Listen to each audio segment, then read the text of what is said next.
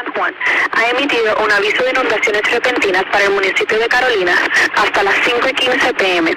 A las 2:09 p.m. el radar Doppler indicó tronadas produciendo lluvia fuerte a través del área bajo aviso.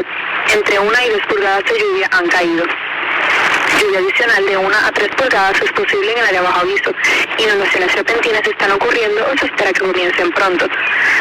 Bulletin: The National Weather Service in San Juan has issued a flash flood warning for Carolina Municipality until 5:15 p.m. At 2:09 p.m. the Doppler radar indicated thunderstorms producing heavy rain across the Warren area. Between 1 to 2 inches of rain have fallen. Additional rainfall amounts of 1 to 3 inches are possible in the Warren area. Flash flooding is ongoing or expected to begin shortly.